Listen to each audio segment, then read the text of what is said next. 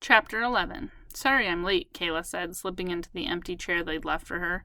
She didn't feel like explaining how getting her drunken mother settled on the living room couch had made her late for the meeting. Mufumbi smiled at her with his eyes, then leaned forward into the circle. Someone should do something in the next zine on the article that just came out about TMP, Mufumbi suggested. Tattoo mania psychosis, Allison replied. Or recalled, Mufumbi laughed scornfully. Yeah, can you believe they made up a disease to explain why people are so banged out by their barcodes that they try to burn them off?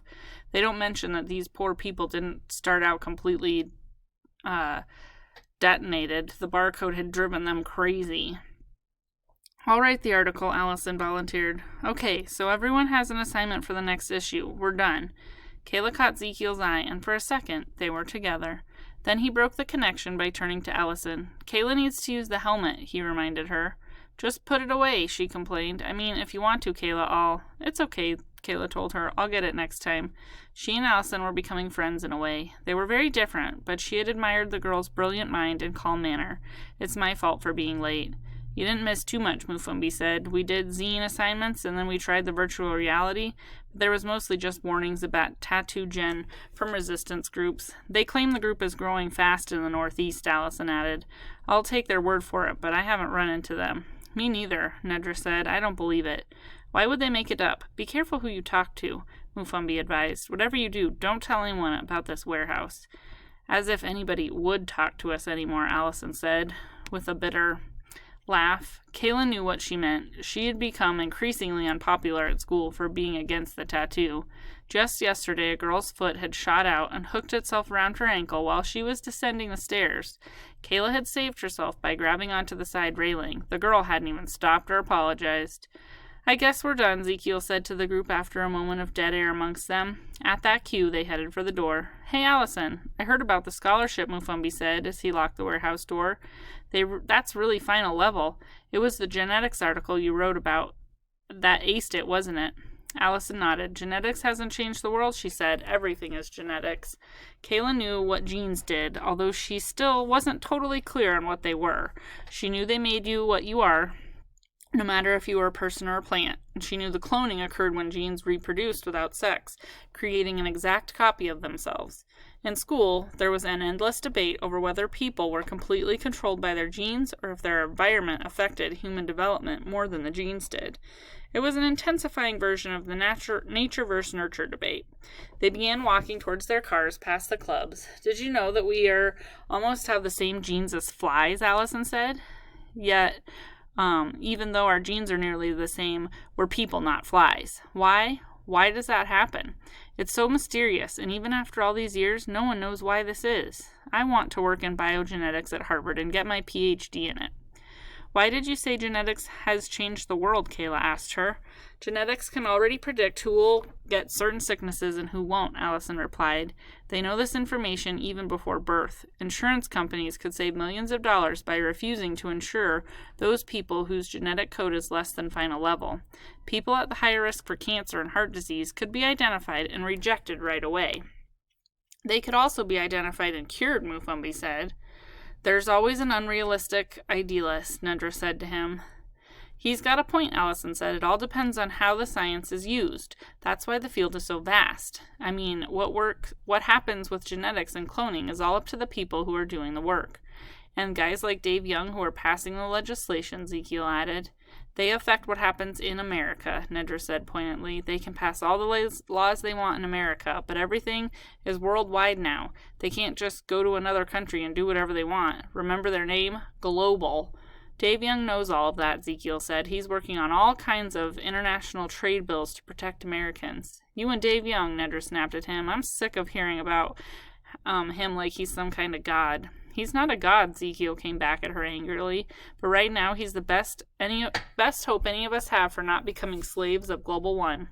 They already own us, Nedra shot back. If you think that, why don't you get the barcode, Allison asked. I don't know, Nedra admitted. Maybe I know they own us all, and I'm just mad as hell about it. Maybe I'm just banging my head against a wall for the fun of it. For a moment, they all looked at her. Was she right? Kayla experienced a profound feeling that she was. It flooded her with sadness in the sense that all the freedom and true human dignity were things of the past, and that the future held nothing but restrictions and conformity. Art that came from computer-generated images, as well as life that came from computer-generated acceptance. What if they were all they were doing was acting out their anger at inheriting a world that held nothing truly good, really nourishing any of them? They don't own us, Kayla said softly. Not yet. Not if we fight them. She hadn't planned to say that. Wasn't even aware that she truly believed it, but the words had come from somewhere inside her, and they were hers. Kayla, do you have anything to write about in the next zine? August asked. The offer startled her because she'd never been invited to do anything for the zine before. She'd accepted this because they were older, and also because they were also brilliant in their own way. Without admitting it to herself, she'd assumed she wasn't equal to any of them, not in brains, courage, or even in the ability to express herself. Her first impulse was to claim she had nothing to say, but there was an idea that had been forming in her mind. I think so, she answered cautiously.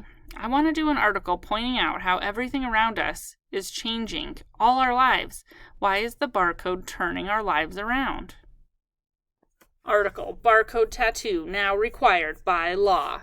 In a stunning surprise vote, the Senate approved President Loudon Waters' bill requiring all citizens to be tattooed with their personal barcode on their 17th birthday.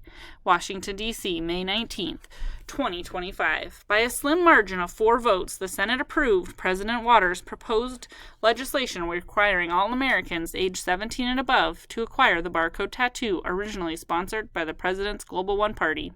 The tattoo has been used widely in Asia and United Europe since 2006. It has been required in China and Japan since 2010 and in the Federation of United Europe since 2012. Speaking from the Rose Garden this morning, the President stated that this step will keep the United States current with international fiscal policy and make the international banking a more fluid process.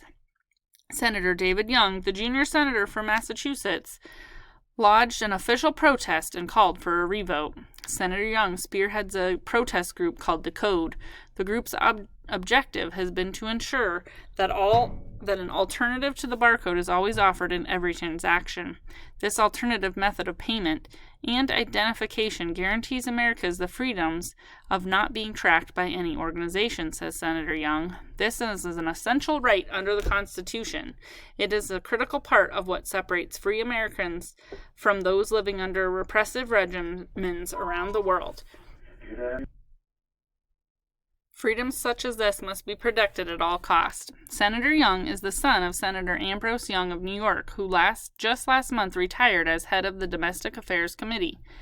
Mr. Young Sr. said that his son had many valid points to make in his opposition to the mandatory enforcement of the barcode tattoo. Senator Gary Gill of Mississippi told the press that Young's decoding organization was comprised of nothing more than the young people searching for something to rebel against and the criminal element looking to hide their unsavory past.